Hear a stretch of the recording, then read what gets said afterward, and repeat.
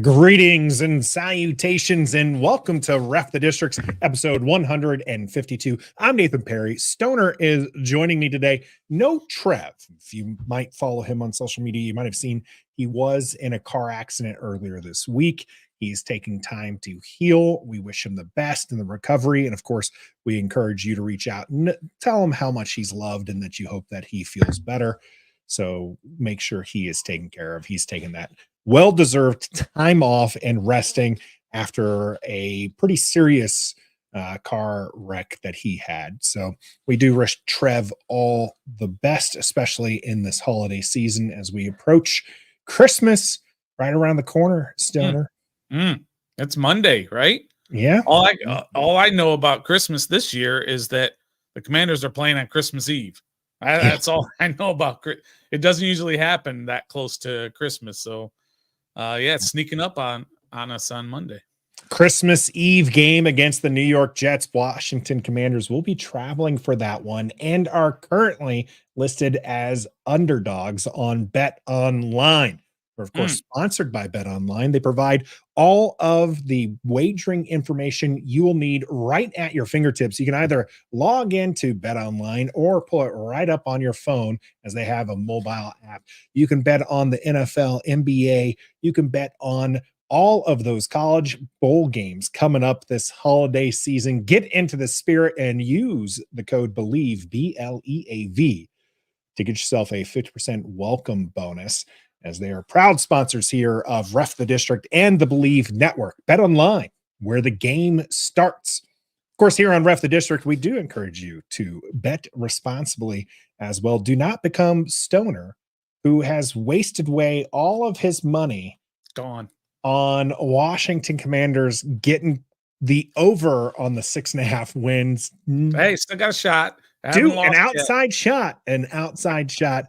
We will have our predictions, our game predictions there in the cool down for the game. We will be talking about the Jets, who one way or another, Stoner, will ruin some Commanders fans' Christmas. And I'll explain how that works out when we get to the game. And then here for the Don't Sleep warm up, it's the GM's choice, where we will talk about the teams that are in the NFL and whether or not they inherited a QB or whether or not they drafted their QB. We've got Super Bowl stats. We've got everything when it comes to that. We've also got a lot of people in the Don't Sleep chat right now. Locked on Loan, Tommy T, Gus, all going at it in there already, talking about all sorts of stuff. We got P-Dub in the house, Doug here as well. Let's get into it, Stoner. All right. I want to preface this conversation with neither one of us are necessarily advocating the move to draft a QB. We're merely presenting information. Now, maybe by the end of it, we might have an opinion. That's right. But by and large, Stoner, what we're trying to do here is explain for the fans, because right now it seems like most fans are split on big time the decision that's up to come up. Now, John Keim had a wonderful tweet saying he sees that a lot of people are already talking about the draft and they're getting focused on one position, whether or not that is an offensive lineman or a QB or Marvin Harrison Jr. And he just warns people, don't get too locked into a position right now, because that's not how the draft works. And there's plenty of time to go. So I loved that tweet. I think it was a great tweet, because even though we're split on whether or not Washington should get a QB, you got the Howlers who are saying, give Sam Howell a line, a new coach, and you'll see how good he can be. And you've got the people who have seen enough and say, draft one of these studs here, or who might end up during the draft process appear to be a stud. By and large, I think that's the second time I used by and large, by the way. I'll have to move off of that real quick. Caleb Williams, Penix, Drake May, Jaden Daniels is coming in hot. A lot of people starting to love Jaden Daniels. And then Bo Nix is another one that people are starting to like. So Washington is going to end up with more than likely a top 5 pick. Right. And Sam Howell hasn't exactly played at a level that says, build around me. He's had a few games, and early on the season, he had plenty of throws that were just outstanding. But as the season's gone on, we've seen a little less of those kind of plays that a new GM might say, That's my guy. So we want to go through, though, and take a look at what information's out there. Is a new GM likely going to give Sam Howell another year? Or is that new GM going to say, hey, coach, let's get you your guy right here in the draft because we can. Because at that point, you have, pretty much your pick. Obviously, Caleb Williams expected to go 1-1. But I mean, outside of that, who knows? Well, we don't know because we don't know what the Bears are going to do with that first overall pick, most likely. Are they going to continue with the development of Justin Fields, or are they going to go 1-1 with Caleb Williams? Are they going to trade back? You have just no idea how this is going to work out. But it is interesting in all the research that we've been doing for this show, plus our off-season show that shows that we're going to have coming up in terms of how to rebuild this franchise personnel-wise. It is just super interesting to look at the coach, the GM, coach, quarterback relationship to winning organizations. And you're not going to find a blueprint that says this is the way you got to do it. This is the only way you got to do it. And then how that relates to Sam Howell here in Washington, we have no idea. We could watch 3 consecutive 325-yard games for Sam Howell here at the end with 3 touchdowns and no picks in each game, and he looks spectacular, and he could still get blown out by a new regime. Or he could have 3 more games like he's had where he gets benched 3 consecutive games in the second half because he's bad, and he could still end up being the quarterback here next year if the new regime decides to build around a quarterback or just uses him as a bridge quarterback until they're ready to insert one. You just have no idea. And there is no blueprint that says this is the way to do it and this is how every team should do it. We'll see when it comes to that time, but interesting stuff, the research that we've done. It is pretty interesting, and there's things that are going to trade where it goes here. And I'm going to go back to Gus talking about the John Keim tweet, right? Gus is saying that Keim's tweet makes sense if we had a pick outside the 10, but with a possible top 3 pick, the draft becomes a whole lot clearer. And then Tommy T wanting to build the trenches. And there are going to be, pretty much, again, Washington at where they are picking are going to have a lot of options, a lot of serious blue chip players, or the potential to have a blue chip player at the top. But at this particular time, we're not going to look at the trenches. This isn't really a draft thing. This is what is the new GM likely to do type conversation here. Yep. Because you have a couple different sides of the coin. Steichen, new coach in Indianapolis, Gus Bus is asking, did Steichen make a mistake by drafting Anthony Richardson this year? Anthony Richardson started off the year hot before that injury, was sure looking like the QB of the future for the Indianapolis Colts. Now, some people like Gardner Minshew, but that's a career backup. That's your Fitzmagic type deal. Gardner Minshew. I mean, he has proven to be that, but as Gus is kind of pointing out, maybe he's the guy to lead this particular team for the next 3 or 4 years as they continue to build towards a championship contender team. Why wouldn't that be Anthony Richardson when he comes back healthy? It may be, but Gus's point, though, is that maybe it was a mistake because Minshew was good enough to get this team to that next level. Maybe, I mean, we don't really believe that. But you just never know. Maybe they made a mistake in drafting a quarterback at all, not necessarily Anthony Richardson in particular, but drafting a quarterback at all because they've shown with a career backup in Gardner Minshew that they're in the playoff hunt. Now they're just right on the edge. Let's not get crazy here, but they are 3 games better than Washington. They've won 7 games this year, and they're right there trying to get in. So it would be it would be more interesting to see where they would be with Anthony Richardson healthy, because if they maybe 100%. They're clearly in the playoffs with Anthony Richardson, or they're in the same spot, or you're the New York Giants who last year made the playoffs with Daniel Jones. Now, using Daniel Jones is not exactly the greatest argument in the world Sure. because Daniel Jones did get paid, and now the Giants are in this position where they have a overpaid QB, and an undrafted free agent QB seems to be doing a lot better with the team than Daniel Jones did this year. But this was an inherited QB that did take them to the playoffs. And so again, there are multiple ways to build a roster. So it's going to be it's going to be interesting when we come to April for the draft. But right now, let's take a look at some of those stats. Start us off there, Stoner. In terms of, the inherited QBs right now, or inherited QBs from the coach that came in. I didn't look at GMs. I just looked at coach, because I believe regardless of who the GM is, the coach has more input on who the quarterback is going to be. Mhm. The head coach is going to tell the GM who he wants for his quarterback. It's usually not the other way around. The GM usually takes care of pretty much everything else with the coach's input, but the head coach is going to say that. But of the teams that are there right now, there are 9 teams in the NFL currently who have a coach that inherited a quarterback. And 4 of those teams are currently in the playoffs in contention. Jacksonville is a great example. Urban Meyer drafted Trevor Lawrence. Sure. But Doug Peterson inherited him. Now he's a 1-1 guy, right? He was drafted 1-1, and he was one of those generational quarterbacks that they talked about. I know we don't like using that word, but whatever. He's supposed to be a great quarterback. So there's one particular team that inherited a quarterback that is in the playoff hunt. And then also the Dolphins. Mike McDaniel inherited Tua. Who's the coach before? Brian Flores, I believe, is the one that drafted Tua. But that's the 2 that are in the playoffs. The Broncos, Sean Payton inherited Russell Wilson.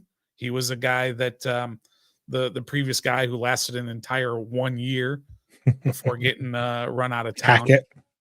Yep. And then the Chargers, whoever the coach is now, Brandon Staley / Smith is their current guy. They inherited Justin Herbert. Justin Herbert from the previous regime. I can't remember who the coach was. Anthony Lynn, that's who it was. Drafted Justin Herbert. So there's 4 teams in the AFC. 2 of them are playoffs, 2 of them are not.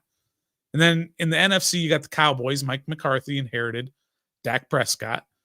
Kevin O'Connell inherited Kirk Cousins in Minnesota. The one you just brought up earlier was the Giants. Brian Daboll inherited Daniel Jones.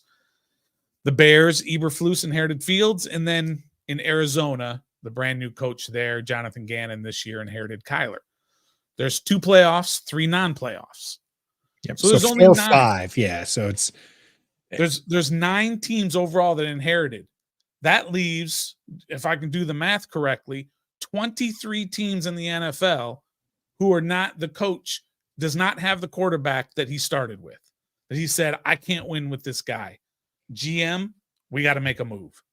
And some of them are kind of interesting that they did make those moves. Now you have the guys who've been there a while, like Harbaugh for the Ravens. That almost doesn't count. And Tomlin and Belichick and guys like that. But just to kind of look at certain teams like the Browns, right? Kevin Stefanski, he inherited Baker Mayfield. He said, not good enough. Not good enough. And then you have on the flip side of that, you have Baker Mayfield is now where? Remind me. He is in Tampa, right? Yes. So Tampa started off Todd Bowles. He inherited Tom Brady. Now Tom Brady retired, and then he decided Baker Mayfield is good enough to be my guy. You know what I mean? So sure, one man's trash is another man's treasure as well. There's just a lot of interesting things like that. But literally, the thing to look at is that there are 23 teams currently in the NFL where the coach said the quarterback that you gave me when I got here, not good enough. I got to get somebody different. And a couple of these may move on as well with the Bears, Eberflus, with the Giants, with Daniel Jones, may end up moving on. The Cardinals, that's a really weird situation. But otherwise, and maybe Russell Wilson, who knows, him and Sean Payton don't seem to get along very well. There may be a battle, a power struggle there. And if Sean Payton wins, then Russell Wilson's gone. So you're going to have close to 25 teams in the NFL where the coach says, not good enough. I'm not coming in here and taking the guy you gave me. Ron Rivera inherited Dwayne Haskins, and he's been through like 5 or 6 quarterbacks. It's crazy to look at some of those stats like that to see what these teams started with when the coach got there and where they are now.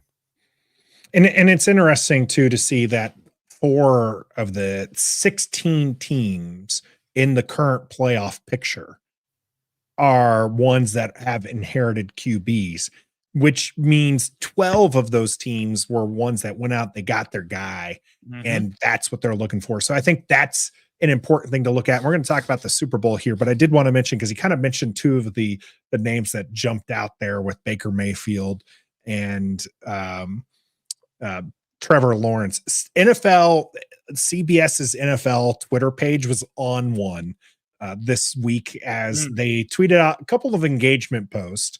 One was Baker Mayfield's stats in Tampa Bay, comparing it to Tom Brady's last season in Tampa Bay, and saying that essentially saying that Baker's better than Tom Brady or playing as well as Tom Brady in that regard. And then Trevor Lawrence having similar stats, and I think it was 48 starts as Daniel Jones, which got a lot of people talking because, of course, nobody likes Daniel Jones. Right. But everybody thinks of Trevor Lawrence as a generational talent. So when we move to the Super Bowl, Stoner, I have some stats here, but you I know did even deeper dive when it comes to Super Bowl. You have the entirety of the Super Bowl winners. Correct.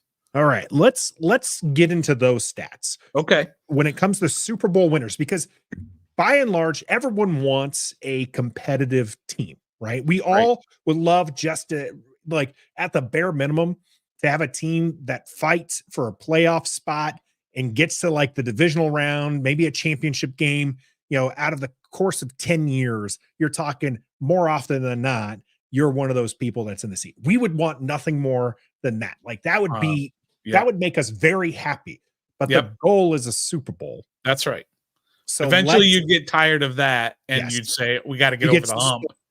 Yeah, you get spoiled where you're like, no. Division round this year wasn't good enough. Right. Championship game, not good enough. You got to look at Andy Reid. Andy Reid made it to 4 straight NFC championship games and a Super Bowl, losing that with the Eagles, and the Eagles eventually were like, no, what? Not good enough. Look how the tide's turning on the Bills after years and years of kind of getting to the AFC championship or very close to it. And now they're starting to say, okay, is Josh Allen the guy? Is Sean McDermott the coach to get us over the top, as they're struggling this year? So yeah, it's great to kind of get there, but eventually you got to get over the hump. All right, Super Bowl winning. You're going to start us from the beginning, or are you going to start us at the most recent? Well, I'll probably go just with generic the stats. Okay. Yeah. Most recent. And this is head coaches. I didn't go into the GM portion of it. This is how many head coaches in 57 Super Bowls, how many of the coaches won with the quarterback that was there when the coach got there. And there's not that many. Trust me, there's not a whole lot. Just kind of in recent memory, and maybe we'll ask this question and I'll skip it. The most recent. Let's ask this question for those who are listening and watching.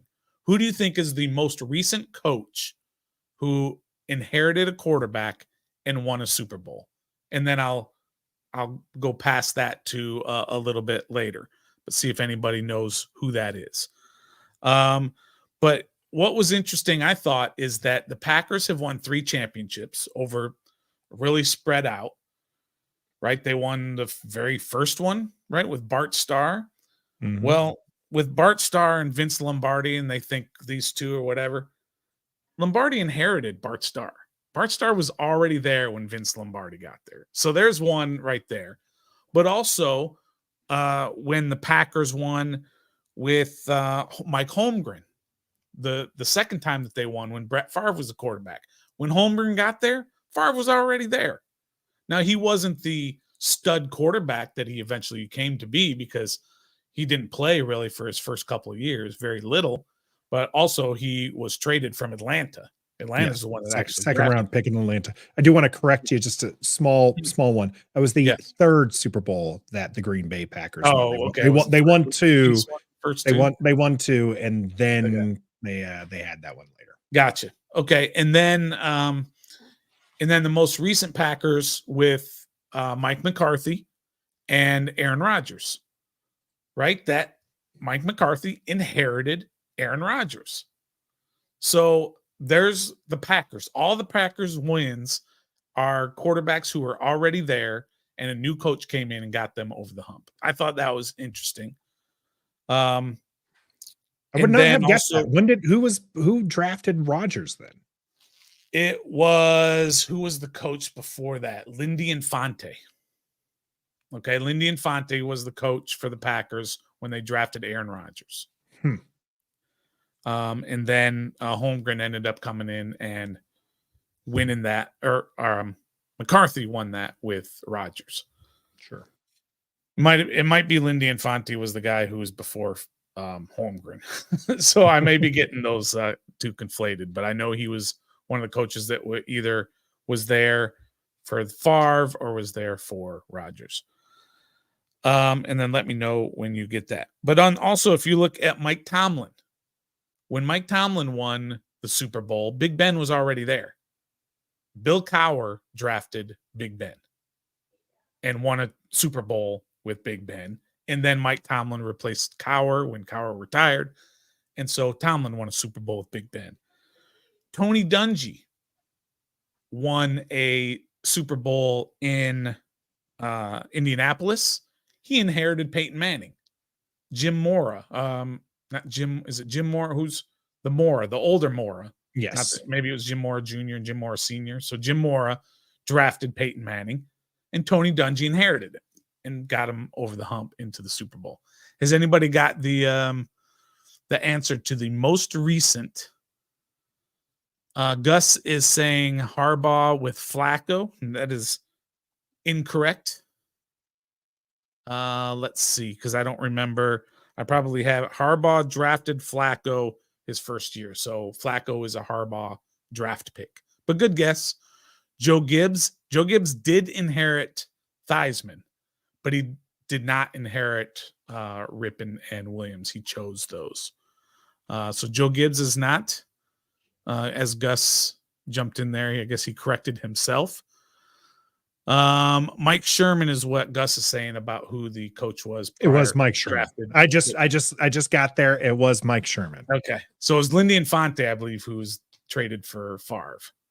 And then Holmgren came. I was about to say, I did not remember that name, coaching Brett Favre, but I didn't know, so I wasn't gonna correct it on the spot there. Yeah, I caught myself on that. I was like, maybe Infante was a little further back.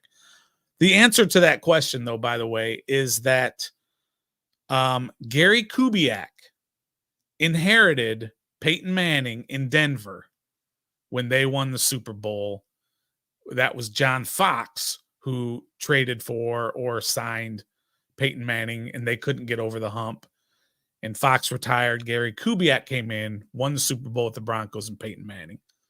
So Kubiak inherited Peyton Manning. That was the most recent inherited QB to win. Yep. And then I'll just kind of list some. We don't want to go too. We'll go all the way back, but John Gruden inherited Brad Johnson when they won in Tampa. Mike Shanahan inherited Elway when they won those two Super Bowls. Elway could never get them over the top. Would they lose 4? Maybe it was 3 Super Bowls before Elway finally won. Yeah.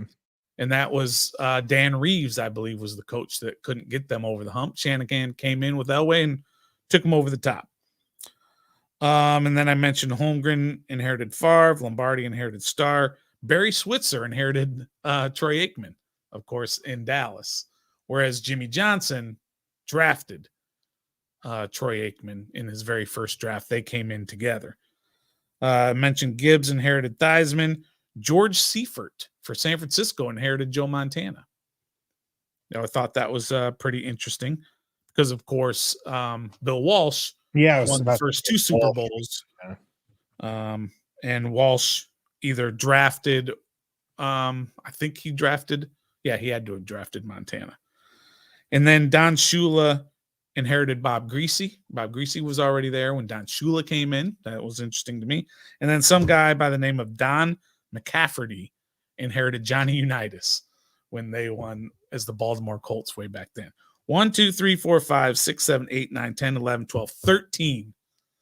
13 out of the 57 Super Bowls have been won by a coach who inherited a quarterback. So 44 coaches said, this guy's not good enough that you've saddled me with. I got to get somebody new. And which is kind of the whole theme of what we're talking about here and what Washington is going to do. Is it likely that they're going to give the coach a quarterback that's going to take them to the Super Bowl? No, it's not likely that that's what's going to happen. Yeah. And to dig even deeper into just like the last 5 Super Bowls in recent memory, as things have changed, right? You know, free agency came around in the 90s. So that changed as far as how teams were built. You have these different kind of contracts right now. You've got a lot more movement that comes around here. Last year was Kansas City with Reid and Philadelphia with Sirianni. Now, Sirianni inherited Hurts, but Reid drafted Mahomes. That's right. Reid in just Kansas City, pre-Mahomes was 52-27. Competitive, had Alex Smith, was doing well, and still decided we need a new QB to get over the hump there. And Mahomes did just that, winning a couple Super Bowls there. In 21, it was the LA Rams, McVay, who traded to get Stafford because they had Jared Goff. And even though McVay was 43-21, which is what we've been talking about, right? Like we would dream of the days Washington is in the playoff hunt or in the playoffs season after season. They're 43-21 pre-Stafford, and he decided, no, I got to go get a guy who can get us to the Super Bowl. Get us to win a Super Bowl. Get us to win a Super Bowl. Yeah, that's true. Get us to win a Super Bowl. Yep. Taylor out of Cincinnati had Burrow. They drafted them. Taylor was 2-14 in his rookie season as a coach.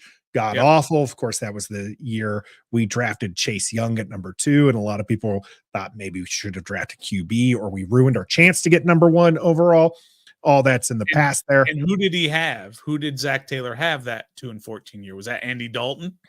I would have to go back and check that, actually. I think it was an Andy Dalton, but Andy Dalton got hurt, and it was just a bunch of no names. Sure. Which got him to 2 wins. But again, your point taken being that the guy I have here, not good enough. Yep. Got to get somebody better. You have 2020, the Bucks, Arians picked up Brady in free agency, said the guys we have not good enough, went out and got Brady. I did not have time to write down Arians' record there. They beat Kansas City, Mahomes, again, who was drafted. Not 2019, Reid did before win. you go to 2019 real quick, before you go there, but in the Arians had Jameis Winston, who famously had that 30-30 year. Yep. Right? 30 touchdowns, 30 picks. Bruce Arians says, not good enough. I got a chance to go get an all-time great. I got to do it because that's what's going to get me over the hump. In 2019, Reid, Mahomes get it there. Of course, that was drafted. They beat the 49ers. Shanahan had Jimmy G, who he traded for. Okay. He got to the 49ers and said, I need a QB that's going to take us to the promised land. Give me Jimmy G. Of course, then he famously trades up to get Trey Lance. That doesn't work out. And he stumbles into Mr. Irrelevant, Brock Purdy, who I saw a crazy stat today.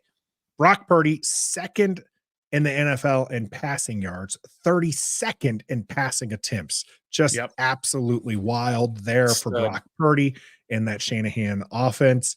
And then 2018, New England, Bill Belichick won with Brady, who he drafted. He had Drew Bledsoe on the roster and went out, got Brady, probably in much the same vein as Sam Howell was taken here as, hey, this is a good guy to develop, and maybe we have something, a long-term backup or anything like that. Turns out he was the greatest of all time, and they beat the McVay Rams, who had Goff, and Goff was an inherited QB. So it all signs kind of point right now, Stoner, to a new GM and new coach eventually are going to go get their guy. Yeah. But Tommy has the question here. When did those coaches get their guy? Was it in year one, like Shanahan did with Jimmy G, or was it year two or later on? Yeah. And I don't have all that detailed in front of me. I don't know if you do, but I do have a few information here as far as that. So what do you got for us, Stoner, when it comes to when did they go out and get their guy? I won't be able to give you like exact amount of years for all of them, but Andy Reid, of course, when he got there, Matt Castle was the starter the year before, and that's when he got Alex Smith, when he traded for Alex Smith or free agent. I can't remember which one, but he had Alex Smith for 4 or 5 years, right? He had him for quite a while before he said, I can't get over the hump. I've got to go up in the draft. And they moved up to number 10 to get Patrick Mahomes, had Patrick Mahomes sit for a year until they could unload Alex Smith's contract on the Commanders, and then went ahead and got over the Super Bowl, won the Super Bowl.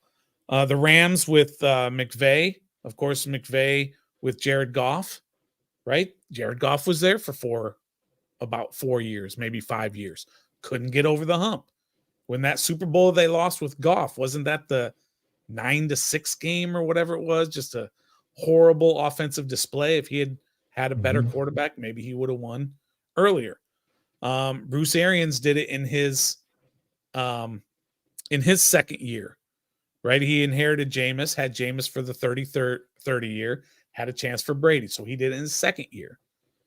So again, these are all guys who are doing it. Sometimes it's year 2, sometimes it's year 5. Andy Reid was on his second guy that he tried to get, his second stab at a quarterback. And when you look at the teams that lost, like we talked about with Kyle Shanahan, he's on his second guy that he's tried to make work. He tried one guy, tried to get Jimmy G. He tried to get Trey Lance, and now he's doing it luck boxing his way in with Purdy. So there's no pattern. There's just no pattern with this. Sometimes it's right away, and some guys come in and draft the guy. Zach Taylor, as you talked about with Cincinnati when they lost, and they got Burrow. Burrow was the second year of his reign. He had Andy Dalton, and he said, whether it was his choice or whatever, he said, I've got a chance to get Joe Burrow 1 overall. You're grabbing a QB, right? Yeah. Like, I mean, it's unless you actually have pretty much. Yeah. Unless you have the guy, if you're 1-1, you're drafting QB. And that goes for, I'd say, Washington as well. If Washington, for whatever reason, I think they got less than a 5% chance right now to end up with that first overall pick. But if they end up with the first overall pick, it's going to be a QB. Like you just don't pass up on that opportunity because you're not picking first overall because you have the guy, unless that guy got injured and you're like, okay, well, let's go ahead and build something up. So that is an interesting point there. I kind of had that feeling that it was going to go that way, Stoner, because that's when I was looking at information. Like I said, I don't have the exact stats in front of me, but from what I recall, a lot of these QBs or a lot of these coaches and GMs gave the inherited guy a shot and then decided themselves, okay, let's move on, see what we got. And that could happen here with Sam Howell. It is exactly what happened in Washington with Ron Rivera, who came in and had Dwayne Haskins for a sophomore season, tried to give that a push. Alex Smith with a big contract ended up being put in, winning some games. We all remember that 2020 season. And then you also had Jay Gruden, rather, who inherited both RG3 and Kirk Cousins, eventually trying to settle on Kirk Cousins before Cousins moved on. But that was an inherited situation. Joe Gibbs inherited a QB situation. You had Zorn, who inherited, like, it just on and on here at Washington. Right. If I had to put money down on it right now, my guess is this new GM and new coach probably do keep Sam Howell. But I don't know. I don't know if that's going to be the case, but because when I looked at this, to me, it showed me they are going to try to build up a team see if that inherited QB can, change under new direction. And if not, then we'll be looking at a QB in year 2. We talked about this before the show, that it's unfair. It's not real when we just kind of compare things. When you compare stats, Sam Howell's stats this year to Andrew Luck's stats his rookie year, it's just not fair to do that because it doesn't give a full picture of what's going on.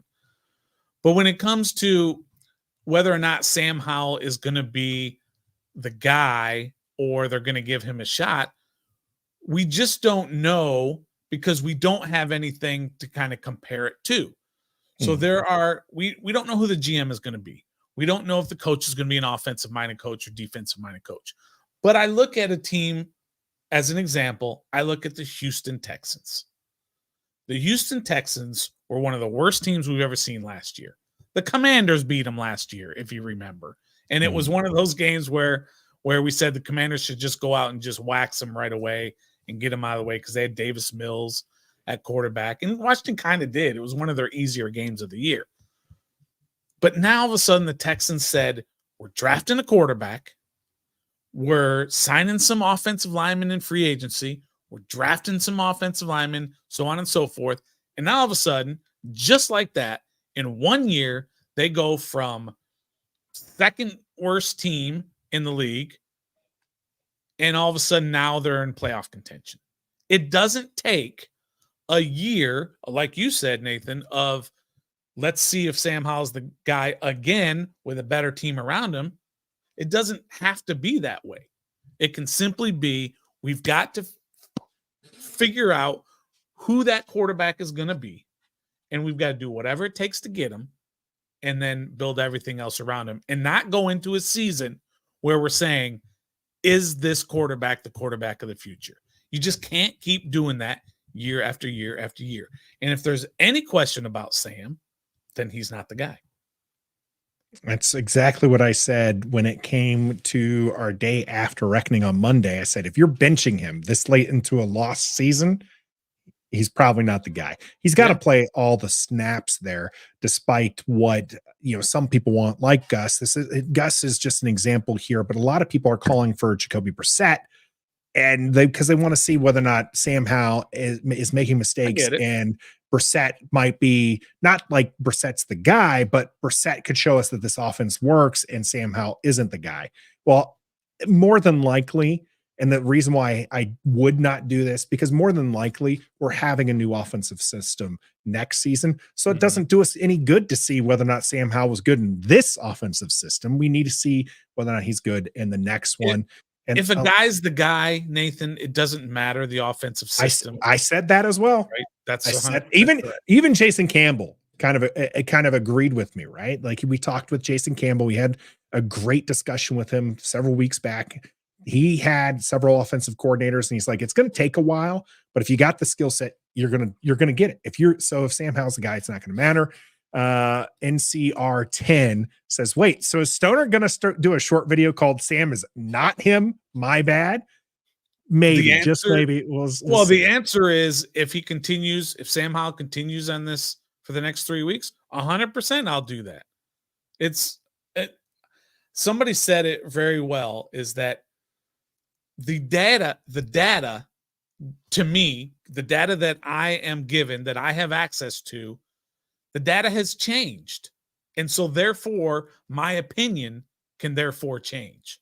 So yeah, if it turns out that he is stinking it up and he's not the guy, I'll do a video that says he's not the guy and I'm a big dummy, or I can just simply say the data has changed. When I did that, he was killing it in all aspects of the game. Now he's not. And so I have a right to change my mind. Or I can just say, I can say whatever I want and you just have to watch it and deal with it. Two things here. Bod his here with Eugene Shin, who was hired by Josh Harris, is an analytics guy. So Bod is reminding us of Eugene Shin. Is going to hire a GM that's analytics driven, period.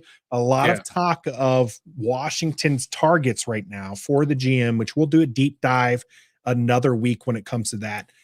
is likely going to take that draft pick and make it into more draft picks. And that is Washington is in a catbird seat right now. Okay. Sure. They are either going to get a stud player or they're going to trade back and pull like what Philadelphia did, where they trade back, get Devontae Smith, and then use that extra first round pick to get another stud. And in the case for Philadelphia, that was AJ Brown. There's a lot that can happen. And like I said, we're not necessarily going to get too focused in the draft. It was more so looking at whether or not a GM and a coach are going to stick with their guy. And Rick here having another great question, which is, why is everyone trying to convince us to keep Sam? Why is there such a loud voice for the Howlers right now, Stoner? Well, I mean, first of all, I think it's because we're kind of, what's the right way to say it? What we've had to compare Sam to in these last 3 or 4 years, Sam is just so much better, pleasing to the eye. And so our bar is set so low. Mm-hmm. And therefore we just want to say, let's not keep looking. He's right here in front of you, even though the bar is kind of set really low. So I think that's one thing. And just kind of another thing is, people will tend to hold on if that's what they believed 6 months ago before the draft, and everyone was saying draft Sam Howell because the year before he would have been a top 5 pick. He's the guy, stick with him. And they just want to stick to their guns. And they'll do the comparisons, compare his numbers to Andrew Luck's rookie year, compare him to Peyton Manning's numbers, his rookie year, Troy Aikman, so on and so forth. You can do that. And if you just kind of look at it that way, you can say, he's the man, and he should be given the keys to this offense for the next few years. But there's just obviously so much more to it than just looking at completion percentage, yards, touchdowns. Yeah. And so the box scores is not going to tell the full story. Yeah. So you don't want to get too wrapped up into that. It wasn't too long, Stoner, that Sam Howell was leading the league in yardage. And now he's been tumbling down after several bad games. And this is where I'll give you some credit. Now, the analytics side, which I agree with, they're going to look at the analytics and they're going to do a deeper dive than just the box score, and they'll see the tail of the tape. But there's also, you just got to watch the actual tape, and you got to do that little sniff test. Yeah, get out there and do a little Stoner sniff test. Yeah. And that's what we need to see from Sam Howell these last 3 games, is to show us, give us those exciting plays. Give us those exciting plays within the confines of the offense. Yes, when he gets outside the pocket, when he's going off script, those are amazing plays, and we love to see those happen, but also make great plays happen in the context of the offense would be nice. We know it's possible. Jacobe Brissett did it in garbage time last week. Garbage time last week. Can Sam Howell do it against the Jets? We'll talk about that here during the game.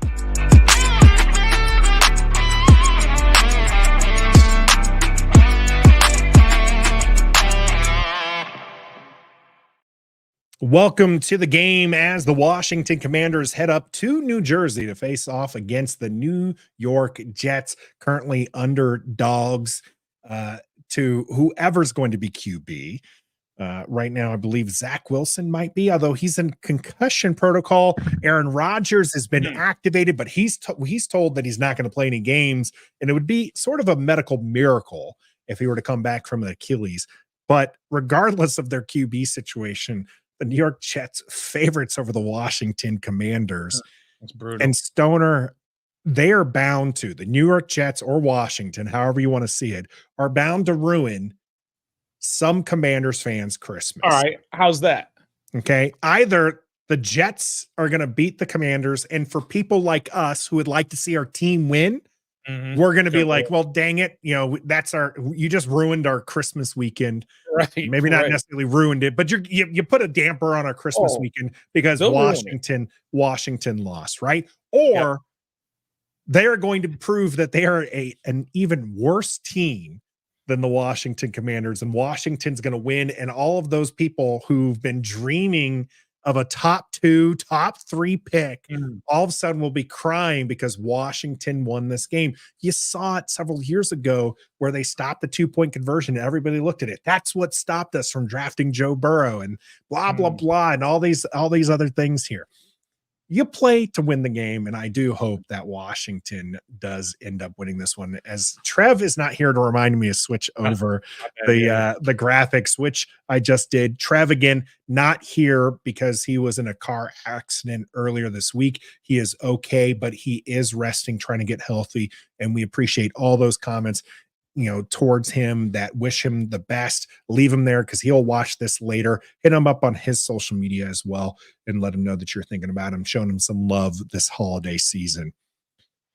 The Jets are not a great team, but they have great aspects to them. And they really did seem like they were just a QB away from a potential serious deep playoff run. Yeah. Aaron Rodgers enters the stadium waving the American flag. Unfortunately, that was the lasting image of him in a New York Jets uniform. What do you make of the New York Jets, Stoner, as far as the opponent this week? Oh, man. Like you talked about, the biggest thing is at the quarterback position when you have Zach Wilson. We don't know if he's going to play. He's coming off the last full game he played, where he was awesome. He was the AFC Offensive Player of the Week. He was just slinging it all over the place, and he looked like the quarterback the Jets hoped he would be when they drafted him 2 overall. I can't remember. I think it was Zach Wilson, I believe, was 2. Yeah, so that's quite impressive to be drafted that high, but he hasn't been that guy. He's had guys been traded to replace him. He's been benched for guys like Trevor Siemian, who, if that's going to be the quarterback, if Zach Wilson can't go this week. Tim Boyle is another guy who he was so bad that he's not even on their team anymore. So this is who the Jets are. The Jets are a woefully inept offensive team, but a fantastic defensive team, especially against the pass. They have one of those, I'm going to use it again, generational players in Sauce Gardner at cornerback. Excellent player. He's a fantastic corner, and that's why their pass defense is second in the league. They've got some dudes up front that will get after the quarterback, and they will stop the run. They're not as good as they are stopping the run. They're not as good stopping the run as they are as stopping the pass, but it still doesn't matter. They're a very good defense, and we want to see Sam Howell overcome the bad plays that he's had the last few weeks. This is not the team that he's going to be able to do it against, I don't believe, because the Jets do have such an excellent pass defense. But they're woefully inept offensively. They scored a grand total of 0 points last week against the Dolphins. At least the Commanders got Houston. What's that? They scored 30 against Houston the week before that. Yeah, absolutely. I mean, that was Zach Wilson's big game, and then last week he got hurt, though. So maybe that has a little something to do with it, of why they only scored 0 points. Although, just I don't know what he was doing against Houston, just losing his mind out there. They're just not a team to be afraid of. Sure. One more win than Washington. They have 5 wins. Washington has 4 wins. But obviously Washington can easily lose this game because Washington is not a very good team either. It's going to be tough for Sam Howell to throw against this team, so I hope they rely on the run a little bit more. Brian Robinson did not practice again today, so not sure if he's going to be able to play. They didn't give the ball very much to Antonio Gibson last week. He got benched, I believe, for a bad blitz pickup, which caused Sam Howell to get sacked.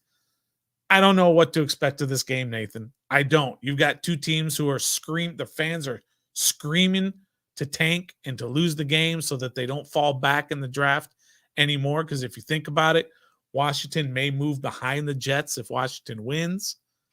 But the Jets don't want to win either. Their fans, they want a high draft pick.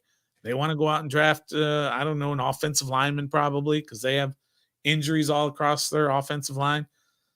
It's just going to be one of those games that we have to watch because it's our team, but we really nobody else is going to watch. Nobody watched the game last week, right?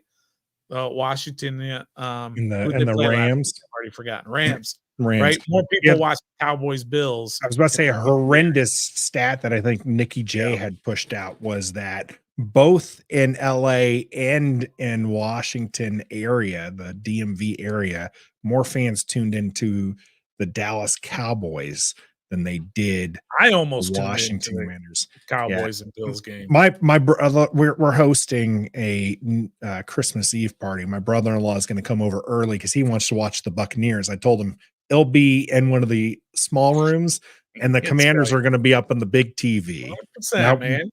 we will not be streaming that live. We won't be doing a play-by-play. We will be spending time with our families. So I'll probably get yelled at for watching the game while things are being prepared and everything. Yeah. But hopefully enough people will be over from my from EP's family to help set up and all that alleviates me to watch the misery that will be Sunday against the Jets. You mentioned that the two teams are very close. The Jets are just behind the Washington Commanders in the NFL standings. They have a great defense, and that's probably largely why they are 3-point favorites going in, because there's nothing going on offense. Although I say that, and you have Wilson, who has similar numbers to Terry McLaurin, and that's with some horrible QB play there. But outside of that, and actually Hall is a decent running back, similar numbers to Brian Robinson, but banged up. I did check Zach Wilson still in concussion protocol. So that'll be the big question for them. With all those questions and that bad offense, is Washington really that bad to be 3-point underdogs? Now, granted, that's essentially the home field advantage. Sure. So are we really that bad, though, Stoner, that you were like one game behind or all this other stuff? They similar stats across the board for most things. So why are we 3-point underdogs? That was a rhetorical question, right? Are we really that bad? Yes. Yeah, we're pretty bad. I didn't believe this team was that bad, but they are that bad. Why are there underdogs? I think maybe just the betting people who set the lines have watched Washington the last 10 weeks and just said, oh my God, this team is bad. Yes, the Jets are bad, but Washington is just as bad. I don't think overall Washington is as bad a team as the Jets. I believe, and we'll talk about it more when we get to our predictions, I believe this is a week that Washington is going to end up getting a win in this game. The Jets offense stinks. Now Washington has played some bad offenses and let them score some points. They did with the Giants, and they did with the Patriots that were just really, and the Bears. Now the Bears was early on, but the Bears offense was really bad at the time. But the Jets offense stinks. They're averaging 14 points a game, Nathan. Now I know I've done this shtick many times that I say the New York Giants offense stinks, and there's no way they're gonna beat Washington with that offense. And time to put that money on the New York Jets then. Yeah, that's Survivor right. pick. Yeah, survive. Yeah, okay. You do that in a Survivor pick. Yeah, I just think that Washington is bad, New York's bad. Somebody's got to win this game. They got to put the line somewhere to get people to put some money down on this game, because otherwise they wouldn't. But it's going to be an even game. It's going to be an ugly game. It's going to be a low-scoring game, but Washington does have a way to beat them, and that's by running the ball. It's not by throwing Sam back there 40 times. But again, we've said this many times this year. That's why I'm grimacing, Stoner. I'm like, are we really going to do that, or are we going to see Sam Howell out there for 40 snaps? He had what I believe was a season low snap count just last week, drop back count, only dropping back 28, 29 times as a season low. Yeah. And it wasn't because Washington was doing well. It was because they were doing so bad, and we had to see Jacobe Brissett come out. And before I continue on the Jacobe Brissett thing, Tommy, with an excellent point and those numbers on fans not tuning into the game, there was an issue with DirecTV. They do not have a contract with the local CBS affiliate. Yeah. So they were unable to show the game if you had DirecTV. So that was a reason. Probably doesn't account for, I think there was 200,000 people difference. So it probably doesn't account for 200,000, but it does, paint a different picture there when it comes to that.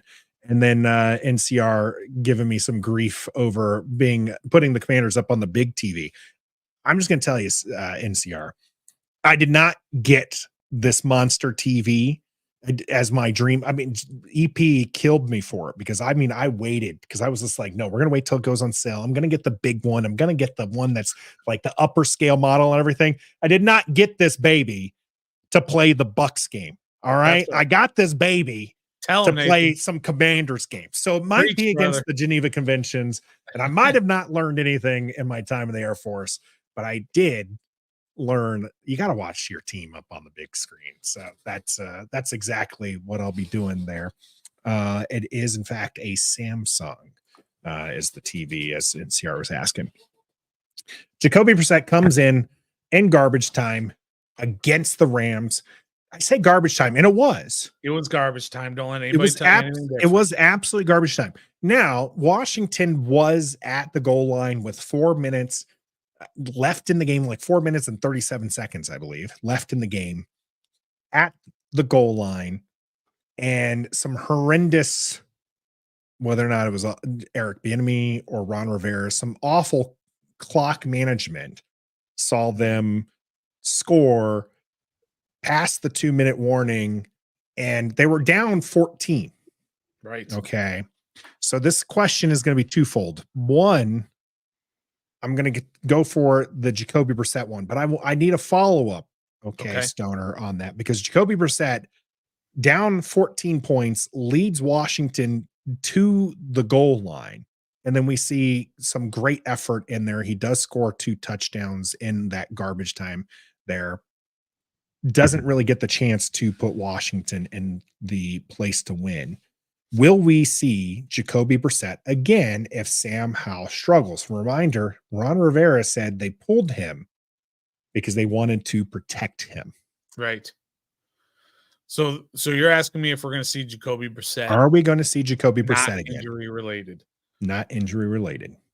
No, you are not. And really the biggest reason should be because they need him more reps. But the reason you're not is, I don't know if you saw Ron's press conference yesterday, the Zoom press conference, and the media was kind of pressing him, asking about why he benched him, about this whole, was it a physical thing, or was it? Ron wanted no part of that question. He was just like, because I did. He was very short and very curt. He doesn't want to go through that again this week. He don't want to have to sit there and answer these questions with the media where they're just hounding him. And that's a part of it. That is a part when these coaches make these decisions on what they're going to have to answer to in the media. And he doesn't want to go through that again. He's a dead man walking. He knows he doesn't have a job next year with this team. He's going to get paid, but he doesn't have a job. And so he doesn't want to deal with all of that. And that was kind of my whole point with the whole reason I didn't want Sam Howell drafted in the first place, is because you're always going to have to ask the Sam Howell question when you have Carson Wentz in there playing quarterback, and you have to constantly deal with the Sam Howell question hovering on it. Coaches don't want to deal with that. And so, no, you're not going to see it because Ron Rivera does not want to deal with the media again about that question, about the Sam Howell being benched question. Tinfoil hat time. So if you got the conspiracy music, go ahead and hit that, because I got a tinfoil hat time. All right. I agree with Locked that Ron was full of the Brown stuff. Okay. When he said that, I don't think he was doing it to protect him. I think that it was just because he was playing so bad, and it was just like, okay, we got to do something else here. Now, I don't think it was necessarily to win the game, and I'll keep that tinfoil hat on later for that one. But what if he has the direction from the top to not keep Sam Howell in when he's having these bad games because they want people to have less tape of the bad stuff on him. Because you got to think back to Jason Wright's season ticket holder message. He said it's an exciting time because we got a young QB with a good arm and all this exciting stuff about Sam Howell. But if Sam Howell goes out there and stinks it up, you can't really stick to that. And you can't say you're an attractive spot for a GM and a coach because now all of a sudden this QB is looking a little poopy. Let me break down your tinfoil theory. Okay. Are you telling me with this theory that Jason Wright is making football decisions? He is mandating on-field personnel decisions? That's what your tinfoil theory is that Jason Wright. I told you it's tinfoil hat. I never put on the tinfoil hat if I'm being serious. Okay. Right, for sure. But yeah, that does seem a little wacky, or it's just a tanking decision. But again, I don't think Ron Rivera gives two S's about tanking this year because he benefits not at all from tanking. He doesn't. He knows he's gone though, right? He knows he gets. Go ahead and give me the conspiracy music because I'm going to keep the tinfoil hat on. Hit it again. You got it. All right. Yep, that's it. All right. On the Ron Rivera tanking side of things here, I mentioned Jacobe Brissett leads down the offense, scores a touchdown, comes back in the second drive, and ends up getting all the way to the goal line. 4:37 to go in the game. Washington, with all of its timeouts, they're on the goal line, down 14. Yep. That's a potential. You score there. You hold them, and your defense has actually been playing pretty well. You get the ball back, and you can go down and score. You've seen Jacobe Brissett play very well. Instead, Washington ends up drawing the clock down to 1 and calling these plays. They luck out, get a pass interference to restart this. They had an opportunity before the 2-minute warning to get a playoff and choose not to. They run it down to the 2-minute warning. Eventually they do score and down 8. What do the analytics say, Stoner? The stupid analytics say to go for 2. They say go for 2. What does Ron Rivera do? No, not down 8. Down 8. Yeah, down 8. You're right. After scoring a touchdown for 6 points. And Ron Rivera has shown to go with this analytic, by the way. Right. What does the analytics say to do? It says go for 2. Right. What did Ron Rivera choose to do there against the Rams? He chose to kick an extra point. Attempt an extra point. It never really got off there thanks to Cheeseman putting another one in the ground. All right. Mm-hmm. How is that not Ron Rivera? Again, tinfoil hat on. Right. No, I'm kind of being a little jokey, tongue-in-cheek here with it. How's that not Ron Rivera tanking? Tell me, Stoner, because he literally had the decision. Him and Eric Bieniemy, I'm not going to leave Eric Bieniemy out of this, okay? Mm-hmm. Him and Eric Bieniemy had the chance to get into the end zone with 4 minutes left in the game, 3 timeouts, with your defense playing very well against these LA Rams, not the St. Louis ones that I called them several times earlier this week, but the LA Rams, and give yourself a shot to go down and score rather than having to rely on getting the ball back with less than a minute or an onside kick. Well, I mean, I'm kind of with you in that also there was no hurry up on the offense. There was no urgency. Knowing, given that situation with the late clock, late fourth quarter, down 2 scores, 0 urgency. 2 of the plays, I believe, the play clock was under 5 seconds are running, and the game clock was running. Yeah. So there's no urgency. That really bothered me. And here's why I don't think, because again, Ron has nothing to gain by that. Eric Bieniemy has even less to gain by that.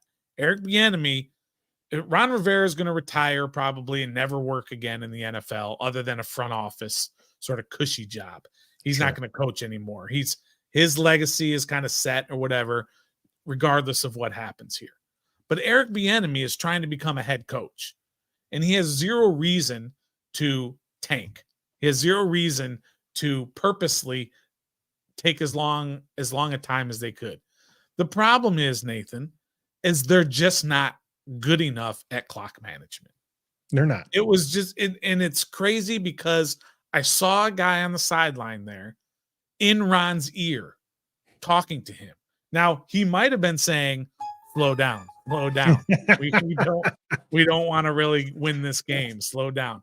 But that's the guy who's supposed to be saying, here's your situations. When you score, you're going to want to go for 2 because you're down 8. And then you're going to want to kick it deep and get the ball back and so on and so forth.